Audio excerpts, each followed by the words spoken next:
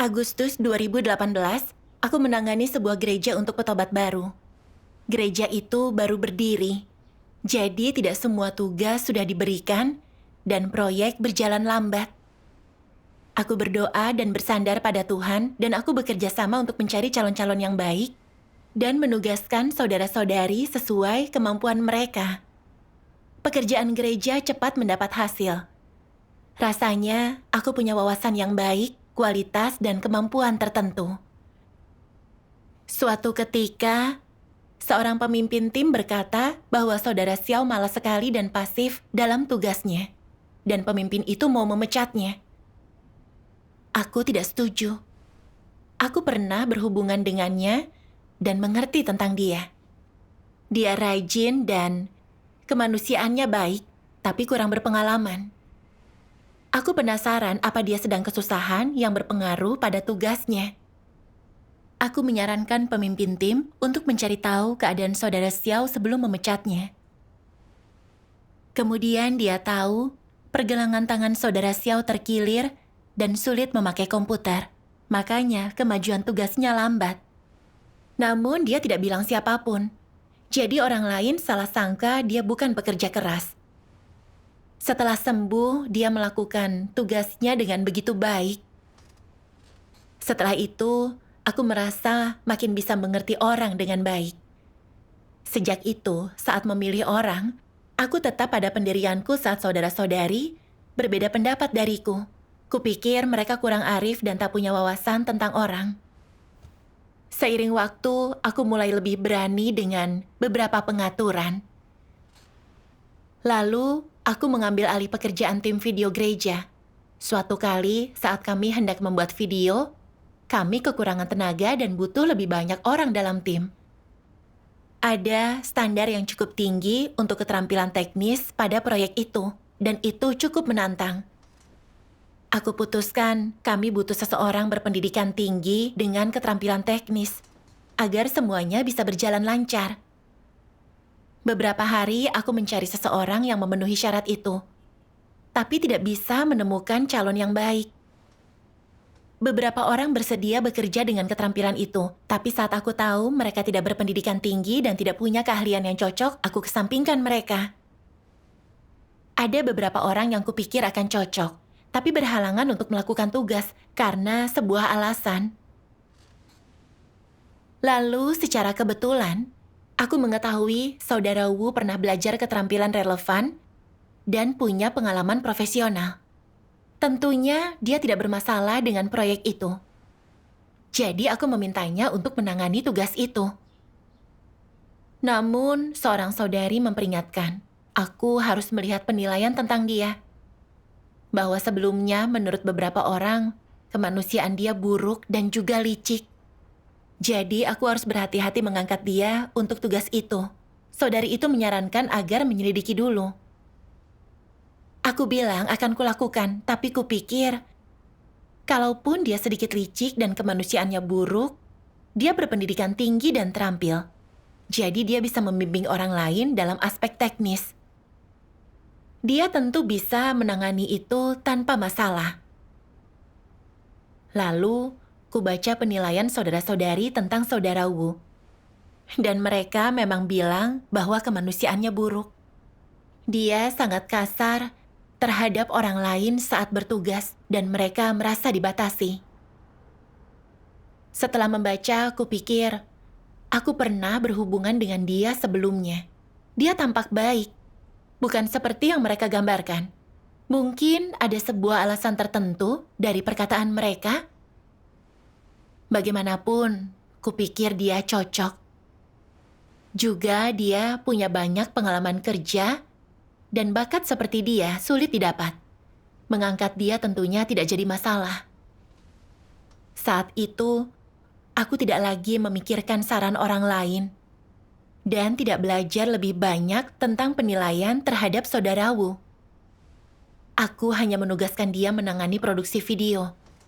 Kau yakin kau benar? Iya, Bagaimana dia melakukan tugas itu? aku kaget sekali. Saat kurang dari sebulan, ku dengar dia tidak merenungi diri saat menghadapi masalah dan cerewet sekali. dan dia menyebar gagasan dan menabur perselisihan. Aku benar-benar tidak menduganya. Mungkinkah aku salah? Aku pergi untuk cek situasinya tanpa banyak berpikir. Dan ternyata semua yang mereka bilang itu benar. Salah satu video yang sudah dibuat bermasalah, maka harus diulang. Dan saat semua orang membahas cara mengatasi kesulitan, Saudara Wu bilang itu tidak perlu diulang. Dan katanya para pemimpin terlalu menuntut sehingga mereka tidak bersatu. Beberapa saudara-saudari juga merasa tidak puas dengan para pemimpin. Tidak hanya itu, tapi saat Saudara Wu melihat masalah dalam tugas orang lain, dia tidak memberikan solusi, tapi mengkritik pemimpin tim dan mulai mengucilkan dia. Menghasut masalah antara anggota dan pemimpin tim. Pemimpin tim jadi bersikap negatif. Seorang saudara tidak condong terhadap pemimpin tim karena hal itu, lalu menjadi kaku terhadap dia dan para pemimpin lainnya. Dan Saudara Wu pernah memberi saran untuk pekerjaan itu. Pemimpin tim mempertimbangkan, tapi rasanya tidak cocok dan tidak terpakai. Lalu dia jadi tidak puas dengan pemimpin tim, dan mulai menggunakan persekutuannya dalam pertemuan untuk mengatakan dia sudah melihat masalah dan tidak berani dia ungkapkan. Takut dia akan dipecat kalau menyinggung soal itu. Menyesatkan orang dengan berpikir orang akan tertindas jika memberi saran. Dia seolah ingin mengurus kehendak Tuhan, tapi dia dihalangi pemimpin tim untuk melakukan tugasnya dengan baik. Tingkah lakunya menunjukkan dia tidak hanya cerewet, tapi dia bertindak seolah penjaga kebenaran dan mengurus kehendak Tuhan. Mengibarkan bendera membela kepentingan gereja, dia sebenarnya menabur perselisihan antara sesama, membuat mereka melawan para pemimpin, sehingga berpikir pemimpinlah yang bermasalah, dan mereka mungkin tertindas jika tidak hati-hati. Itu membuat orang jadi ragu bahwa kebenaran berkuasa di gereja, jadi mereka berdebat dan menghakimi serta waspada terhadap para pemimpin. Perilakunya sudah mengganggu pekerjaan gereja. Iya. Benar.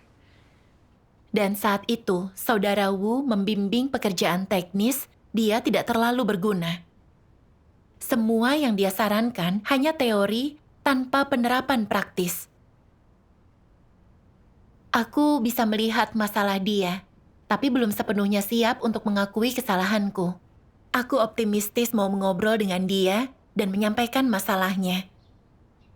Dan kalau dia menyadari masalahnya, mungkin dia bisa menerima kebenaran dan punya kemanusiaan yang pantas. Dan itu berarti penilaianku tak terlalu melenceng. Jadi, kusampaikan masalahnya kepada dia.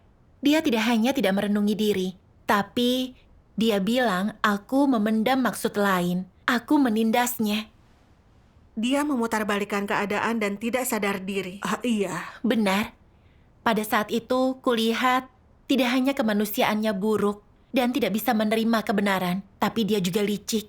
Dan cara bicaranya bertentangan dengan kebenaran. Iya. Benar. Melihat ini, seperti sebuah tamparan nyata di wajahku. Rumah Tuhan menegaskan berkali-kali, jangan mengangkat orang dengan kemanusiaan buruk untuk tugas penting. Tapi aku justru menentang prinsip dasar itu. Aku membuat kesalahan mendasar saat memilih orang. Itu mengganggu kehidupan bergereja. Aku tidak nyaman saat memikirkan ini. Kemudian, ku berhentikan Saudara Wu sesuai prinsip. Setelah melakukan itu, aku mulai merenungkan alasan sebenarnya dari kegagalanku. Aku membaca ini dalam firman Tuhan. Sebagian besar pemimpin palsu berkualitas rendah, buta mata dan hati, dan tak paham prinsip kebenaran, itu merupakan masalah yang sangat serius.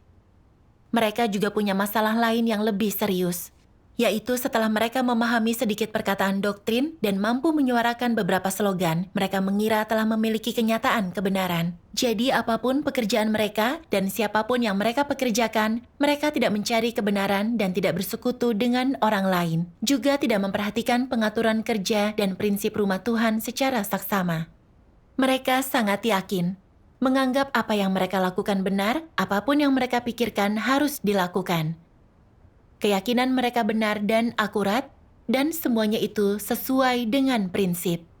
Mereka sering keliru percaya bahwa setelah bekerja bertahun-tahun, mereka punya cukup pengalaman untuk berfungsi sebagai pemimpin di gereja, bahwa mereka mengetahui cara pekerjaan gereja beroperasi dan berkembang. Mereka mengira memahami semua ini. Mereka menilai pekerjaan rumah Tuhan dan melakukan pekerjaan gereja dengan menggunakan pengalaman, imajinasi, gagasan, dan aturan mereka, yang menyebabkan pekerjaan gereja menjadi berantakan, dalam keadaan kacau, tidak membuahkan hasil selama masa jabatan mereka. Amin. Amin. Pemimpin palsu tidak hanya buta mata dan hati, tidak bisa melihat esensi orang atau mengerti prinsip, tapi lebih buruk lagi, mereka tidak mencari kebenaran. Mereka mengandalkan pengalaman dan gagasan dalam bekerja, yang membuat segalanya menjadi kacau. Iya, benar. Dalam caraku bertindak, mengangkat saudara Wu ke posisi itu, aku tidak mencari prinsip untuk memakai orang di gereja, tapi mengikuti penilaianku sendiri. Berpikir dia punya banyak pengalaman kerja, jadi dia pasti cocok untuk produksi video.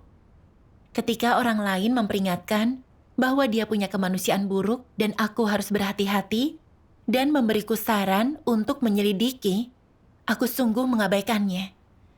Aku merasa punya wawasan dan hikmat yang baik, dan belum pernah ada masalah besar saat menugaskan orang. Jadi memilih saudara Wu mestinya tidak jadi masalah. Kupakai pengalaman kerjaku sebagai modal pribadi dan tidak mencari prinsip kebenaran, atau dengan rendah hati menerima saran orang lain dan menyelidiki atau mencari tahu orang macam apa saudara Wu itu. Apakah perilaku buruknya hanya menunjukkan kerusakan sesaat atau apakah dia memang jahat? Kalau itu kerusakan sementara, atau kalau ada alasan dan dia berubah sejak saat itu, maka dia bisa dipakai. Iya.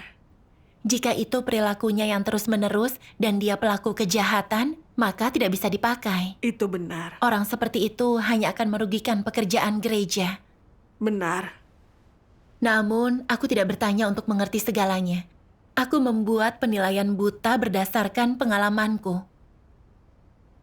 Kenyataan menunjukkan padaku bahwa aku pemimpin palsu, buta mata dan hati. Aku tidak mengerti kebenaran atau prinsip. Terlebih lagi, aku sangat percaya diri dan tidak mau menerima saran. Dengan sedikit pengalaman kerja dan pemahaman doktrin, kupikir ku tahu prinsip dan bisa melakukan pekerjaan gereja. Tapi aku mengangkat orang yang salah, yang menghambat kemajuan kita dan mengganggu kehidupan bergereja. Aku benar-benar bertindak sebagai penolong iblis, merusak pekerjaan gereja. Tidak mencari kebenaran, tapi bertindak menurut pengalaman itu melawan Tuhan. Benar. Iya. Aku memikirkan firman Tuhan dalam introspeksiku kemudian. Jika di dalam hatimu engkau sungguh memahami kebenaran, engkau akan tahu cara menerapkannya dan menaati Tuhan, dan secara alami memulai jalan mengejar kebenaran. Jika jalanmu benar dan selaras dengan kehendak Tuhan, pekerjaan Roh Kudus tidak akan meninggalkanmu, dan dirimu akan terhindar dari bahaya mengkhianati Tuhan. Tanpa kebenaran, engkau bisa melakukan kejahatan meskipun engkau sendiri tidak mau. Misalnya, jika engkau punya watak yang congkak dan sombong, maka diberitahu jangan menentang Tuhan tidak ada bedanya. Engkau tidak mampu menahan diri. Itu berada di luar kendalimu. Itu akan tidak disengaja. Itu akan dilakukan oleh karena naturmu yang congkak dan sombong. Kecongkakan dan kesombonganmu membuatmu merendahkan Tuhan dan menganggapnya tak berarti. Itu akan mengakibatkanmu meninggikan diri, membuatmu selalu menonjolkan diri. Itu akan membuatmu memandang rendah orang lain hanya memikirkan dirimu. Itu akan merebut posisi Tuhan di hatimu dan akhirnya engkau mengambil posisi Tuhan dan menuntut orang tunduk kepadamu, memuja pemikiran, ide, dan gagasanmu sebagai kebenaran. Lihatlah betapa banyak yang orang jahat lakukan oleh karena natur mereka yang congkak dan sombong. Amin. Amin.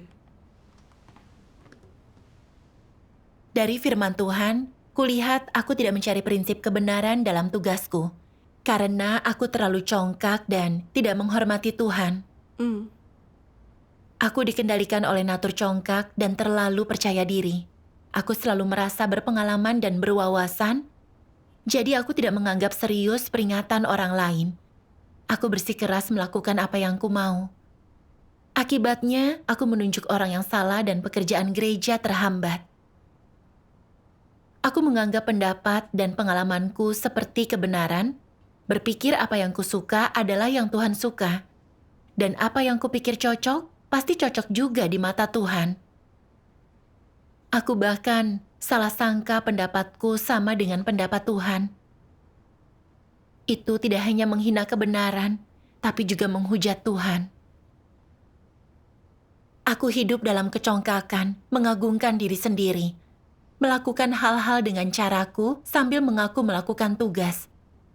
Itu pada dasarnya menentang Tuhan. Aku harus bertobat, kalau tidak pada akhirnya aku akan menyinggung Tuhan dan disingkirkan. Iya. Akan banyak kejahatan yang dilakukan jika tidak membereskan kecongkakan. Ini sangat berbahaya. Iya, Benar. itu berbahaya. Tuhan sudah mengangkatku ke posisi kepemimpinan. Dan kehendaknya adalah membuatku fokus mengejar kebenaran, jadi bisa berprinsip dalam tindakanku. Setiap keputusan pekerjaan akan berdampak pada kepentingan rumah Tuhan. Jadi kalau aku tidak mencari kebenaran, tapi hanya bertindak karena kecongkakan dan kepercayaan diri, menjadi sewenang-wenang dan diktator, aku mungkin melakukan sesuatu yang akan mengganggu pekerjaan gereja. Iya, itu benar. Akhirnya itu akan merugikan kepentingan gereja dan saudara-saudari. Jadi aku berdoa kepada Tuhan dan bertekad untuk berhenti melakukan tugas karena kecongkakan, lalu aku mencari kebenaran dan bertindak menurut prinsip. Amin.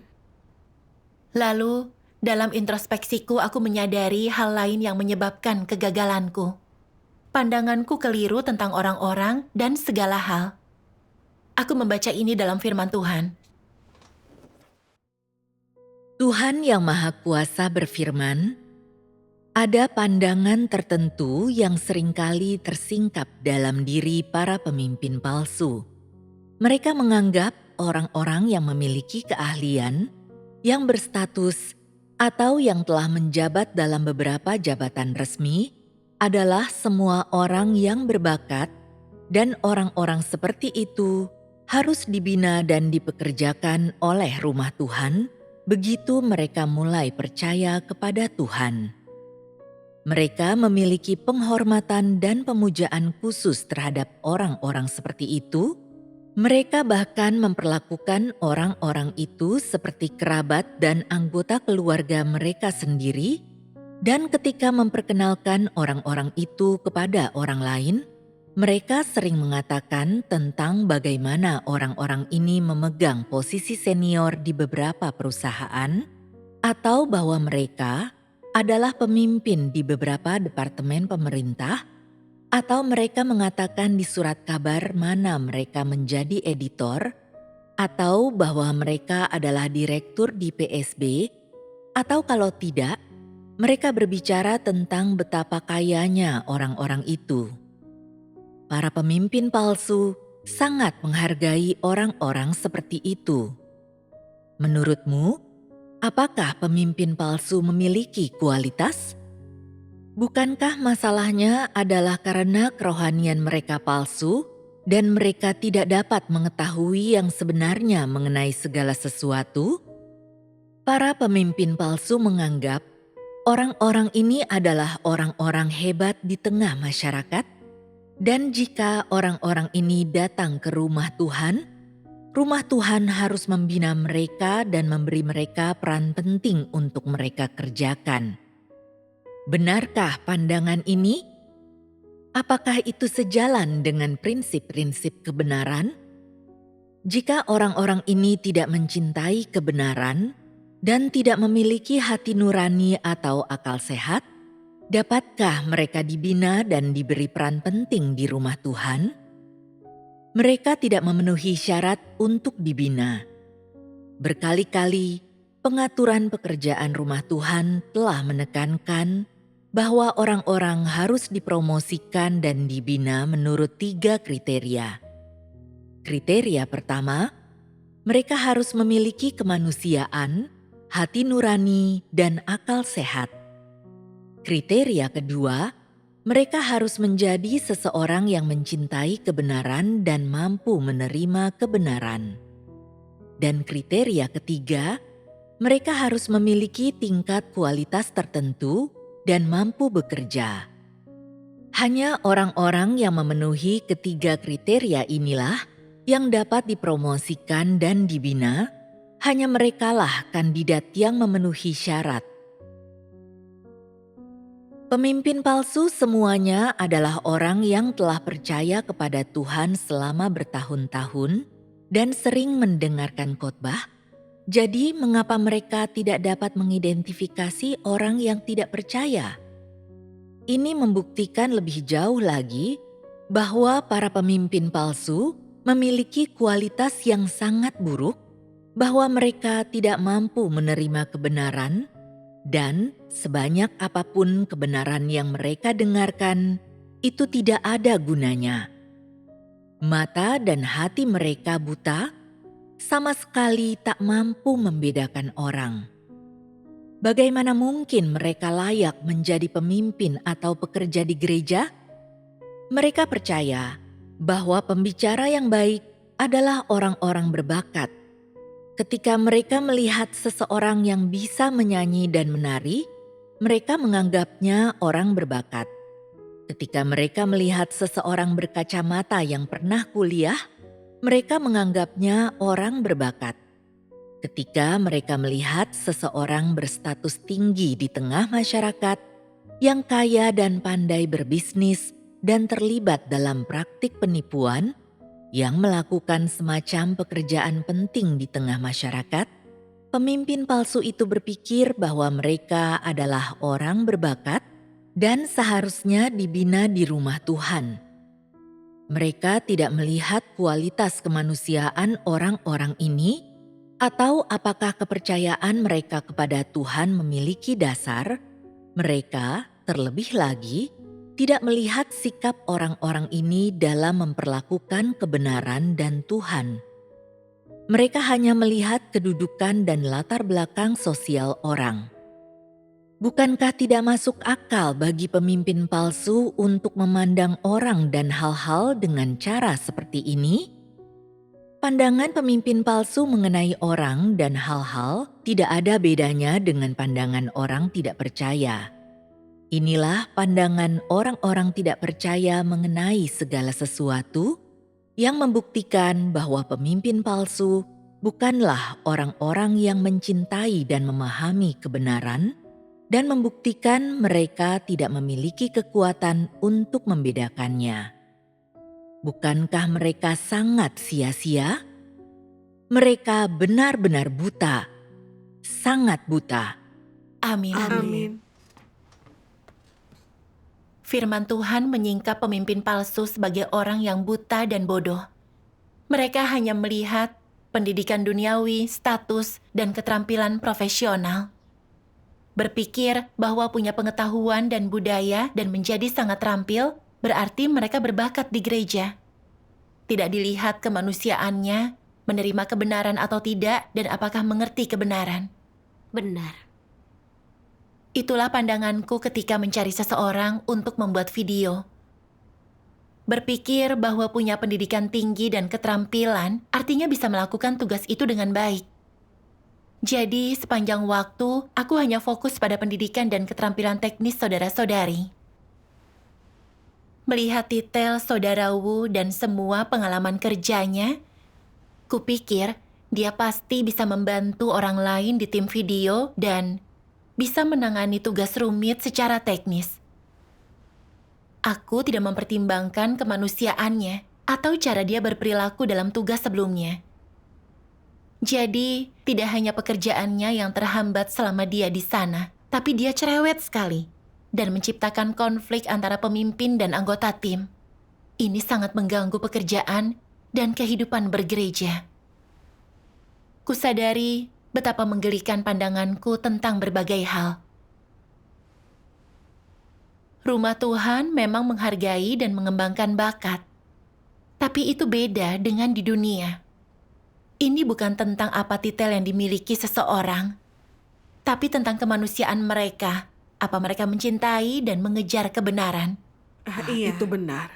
Aku lihat beberapa saudara-saudari berperilaku baik di masyarakat, tapi sebagian punya kemanusiaan buruk dan tidak mencintai kebenaran. Mereka tidak mencari prinsip kebenaran atau menerima kebenaran, tapi melakukan yang mereka mau, bertindak berdasarkan kerusakan.